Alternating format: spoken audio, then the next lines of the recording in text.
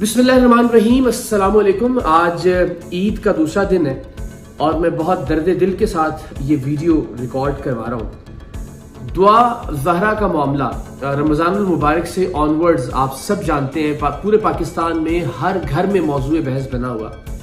लेकिन ऑल्दो कि ये तमाम तर मौज़ूआत, बच्चियों की बाजियाबी, उनका इग़वा हो जाना, उनका जिस्म फरोशी के अड्डों पर बिकना, इन तमाम तर मामलात पर मैं पिछले 10 साल से प्रोग्राम करता चला आया हूँ। यानी एक तरह से ये मेरा मौजू है, समाजियात। लेकिन रमज़ान मुबारक से अब तक दुआ ज़हरा के केस पे मैंने आज तक कोई बात नहीं की, इसलिए कि मेरे पास कोई मुदल्लिल चीज नहीं थी, मेरे पास कोई सबूत नहीं था। क्योंकि प्रोग्राम सरेआम में भी हमने हमेशा ये कोशिश की है कि सिर्फ ऑडियो की बुनियाद पर नहीं, कम से कम वीडियो सबूत हो तो हम किसी के खिलाफ कार्रवाई करें। इसीलिए दुआ ज़हरा के मामले पर मैं खामोश था, क्योंकि ज़ाहिर है मुझे हकीकी स्टोरी का इल्म नहीं था, मेरे पास कोई सबूत नहीं था कि जिसकी बुनियाद पर मैं बात करता। और एक ऐसा हसास मौजू था कि जिस पर बगैर सबूत के लबकुशाई करना, किसी एक को गलत करार देना, दुआ ज़हरा के वालिदैन को गलत कहना, या फिर वो जो ज़हीर साहब हैं उनके या उनकी फैमिली को गलत करार देना, ये नामुनासिब होता कि जब तक मेरा कोई पर्सनल फर्स्ट हैंड एक्सपीरियंस ना होता या मेरे पास कोई सबूत ना होता। लेकिन आज मैं आपको बताने जा रहा हूं, इतने अरसे की खामोशी के बाद, कि दुआ ज़हरा वाले मामले पर एक बहुत बड़ा सवालिया निशान है। और मेरी अब तक की तहकीक के मुताबिक ये मामला इतना सीधा नहीं है जितना कि दिखाई दे रहा है। जैसा कि पाकिस्तान की अक्सरियत समझती है, मामला वैसा ही है। बदकिस्मती से मेरी तहकीकात के मुताबिक दुआ ज़हरा को अगवा किया गया है। मेरी तहकीकात के मुताबिक दुआ ज़हरा एक गैंग के पास मौजूद है। और मेरी तहकीकात के मुताबिक चूंकि ये मामला इतना उछल गया, माँ बाप ने ये हिम्मत की कि वो टेलीविजन पर आए और टेलीविजन पर आकर अपनी बच्ची के अगवा की या अपनी बच्ची के घर से चले जाने की खबर को हिम्मत और हौसले के साथ दुनिया से शेयर करें। शायद यही वजह थी कि अब तक दुआ ज़हरा जिस्म फरोशी के किसी अड्डे पर बिकी नहीं और मजबूरन उसे अब एक घरेलू बीवी बनाकर फिलहाल रखना पड़ा है। लेकिन मुस्तकबिल अब भी मुझे लगता है कि दुआ ज़हरा का तारीख है। इस सारे मामले में दुआ ज़हरा का और ज़हीर का अपना एक मौक़िफ़ था, वालिदैन का अपना एक मौक़िफ़ था। हम इस पर अपनी तहकीक भी कर रहे थे। बज़ाहिर मैं इस बात का हामी भी हूँ कि ठीक है, लड़की अगर इस उम्र को पहुंच जाती है कि वो अपना फैसला खुद करे, तो उसको अपनी जिंदगी का, अपने जीवन साथी को चुनने का फैसला खुद करना चाहिए। तो जरा इस मामले में भी मेरा टिल्ट जो है वो दुआ ज़हरा और ज़हीर की जानिब था, तो शायद इसलिए भी मैं जरा खामोश था। और बज़ाहिर ऐसा मुझे लग रहा था कि ऐसी भी कौन सी अंधेर लग रही है कि कराची शहर से एक बच्ची को जो है वो बरगला कर बुला लिया गया और फिर कहा जाए कि जी वो अगवा किया गया, उसको बादियों नजर में तो वो खुद अपनी मर्जी से गई है, ज़ाहिर कोई उसको उठा के लेकर नहीं आया। लेकिन मैं अल्लाह ताला की जात को हाजिर नाजिर जानकर आपको बहुत सारे किस्से ऐसे बता सकता हूं।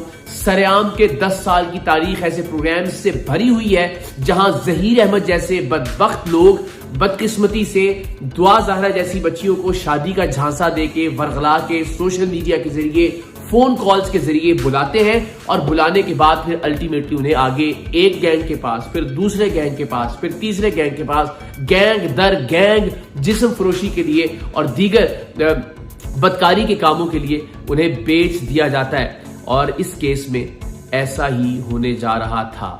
हिम्मत है, सलाम है दुआ ज़हरा के माँ बाप को कि जिन्होंने इस मामले को सोशल मीडिया पर उछाला, वरना दुआ ज़हरा शायद आपको जिस्म फरोशी के किसी अड्डे पर मिलती। अब मैं इस नतीजे तक पहुंचा कैसे, और इस पर अभी मजीद तहकीकात जारी होगी, तो इंशाअल्लाह अज़ीज़ सबूत दर सबूत आपकी खिदमत में मैं पेश करूंगा। हमने पिछले तकरीबन 1.5-2 माह से ये एफर्ट की कि दुआ ज़हरा और उसके वालिदैन को मिलवा दिया जाए इंसानी बुनियादों पर। और अल्लाह ताला की ज़ात जानती है, दुआ ज़हरा और ज़हीर के जो वकील हैं राय साहब, वो हलफन कुरान मजीद पर हाथ रखकर इस बात का एतराफ़ करेंगे। मेरे पास उनसे मौजूद जो गुफ्तगू है उसकी रिकॉर्डिंग भी है, लेकिन अखलाक इस बात की इजाज़त नहीं देता कि मैं रिकॉर्डिंग में उनकी मर्जी के बगैर शेयर करूँ। ज़ुरैरा साहिबा जो एंकर जिन्होंने उनका इंटरव्यू किया था, मैंने उनके तवस्सुत से भी कोशिश की और बहुत सारे जराए से मैंने कोशिश की कि हम कैमरों पर रिकॉर्ड नहीं करेंगे, हम कोई रिकॉर्डिंग नहीं करेंगे। हम सिर्फ ये चाहते हैं कि इस ईद पर, यानी जो कल ईद गुजरी है, उस पर बेटी अपनी माँ से मिल ले। मैंने दुआ ज़हरा के वालिद से बात की उन्हें मैंने कन्विंस किया। मैंने उनसे अर्ज की कि देखिए आप इस बात की इजाज़त दीजिए कि माँ अपनी बेटी को मिले। उन्होंने कहा मुझे इस बात पर इकरार नहीं, अगर आप कहते हैं तो कोई एतराज़ नहीं। टेलीविजन पर, मीडिया पर, सोशल मीडिया पर उनका मौक़िफ़ अलग है, लेकिन मैं अल्लाह और अल्लाह के प्यारे रसूल सल्लल्लाहु अलैहि वसल्लम की ज़ात को गवाह बनाकर आपको ये बताता हूँ कि मुझे उन्होंने ये ज़बान दी कि मैं अपनी बेटी से या मेरी बीवी अगर मेरी बेटी से मिलती है तो मुझे उस पर कोई एतराज़ नहीं। मैंने उससे कहा कि अगर ज़हीर के साथ ये मुलाकात हो तो उन्होंने कहा अगर इसके अलावा और कोई ऑप्शन ना हो तो मैं ज़हीर के साथ भी अपनी बेटी से मिलने के लिए तैयार हूँ। ज़ाहिर है सोशल मीडिया पर और टीवी पर चूंकि एक लीगल प्रेशर रखना है दोनों ने कि जी हम नहीं मिलेंगे, वो कह रहे हैं हम नहीं मिलेंगे, हम केस जीत कर नहीं मिलेंगे एंड ऑल दैट। लेकिन मैं आपको दयानतदारी से ये बात बता रहा हूँ और बल्कि मैं दुआ ज़हरा की वालिदा का क्लिप भी आपसे शेयर करता हूँ। डॉक्टर हसन भाई, मैं साइमा काज़मी बात कर रही हूँ, मेरी अली की वाइफ।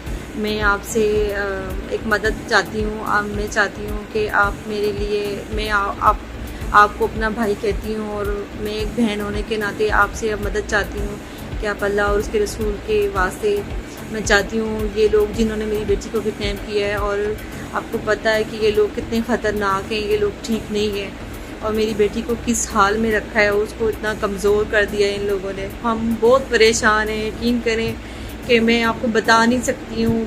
लोगों के घरों में ईद है, हमारे घर में ईद नहीं, हमारे घर में क़यामत है। और मेरी बेटी से ये लोग गलत बयान दिलवा रहे हैं। इतनी छोटी बच्ची है और उसको गलत बयान दिलवा रहे हैं बाप की तरफ से।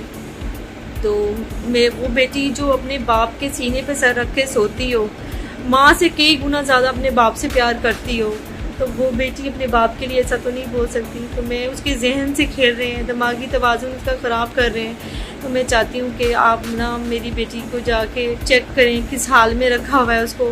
तो जनाब ये सूरत हाल है, यानी दुआ ज़हरा के वालिदैन मिलना चाहते थे अपनी बेटी से और मैंने ये यकीन दिलाया कि ज़हीर की फैमिली को कि आपकी मर्जी का मकाम, आपकी मर्जी की जगह, आपकी मर्जी की सिक्योरिटी, मैं गारंटी लेता हूं कि बाल भी बीका नहीं करेगा, कोई आपसे ऊंची आवाज में बात भी नहीं करेगा उस मुलाकात के अंदर। मैं मेक श्योर करूंगा मेरे घर में मुलाकात कर लीजिए, पुलिस की सिक्योरिटी की बात करें मैं उसका अरेंज करूंगा, पर्सनल सिक्योरिटी की बात कर लीजिए मैं उसका अरेंज करूंगा।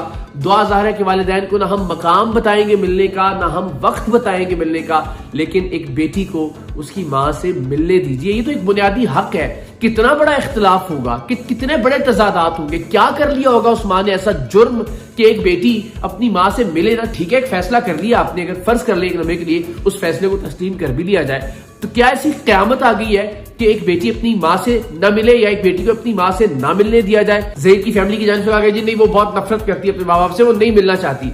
ज़हीर के कहने पे वो कराची से लाहौर आ सकती है। अगर वो फैमिली, अगर इंसानों वाली फैमिली है, अकदार वाली फैमिली है, तो क्या उस फैमिली को नहीं चाहिए कि उस बच्ची को कायल करे कि माँ बाप से मिल लेना चाहिए, जबकि माँ बाप खुद उससे मुलाकात करना चाहते हैं?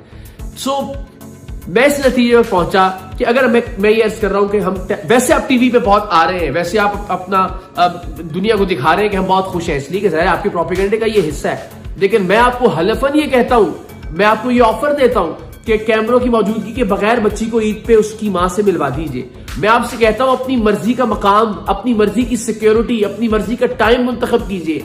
मैं गारंटी लेता हूं कि कोई आपसे ऊंची आवाज में भी बात नहीं करेगा, लेकिन उसके बावजूद बच्ची को मां से नहीं मिलने दिया जाता। सो इसका मतलब बिल्कुल वाजे कि मैं इस सारी एक्सरसाइज में जो पिछले 1.5-2 माह से कर रहा था, उनके वकील के तवस्सुत से जो मुझे समझ में आया राब्ता, मैंने उनसे राब्ता करने की कोशिश की, लेकिन अल्टीमेटली मैं इस नतीजे पर पहुंचा कि ये मामला इतना सीधा नहीं है।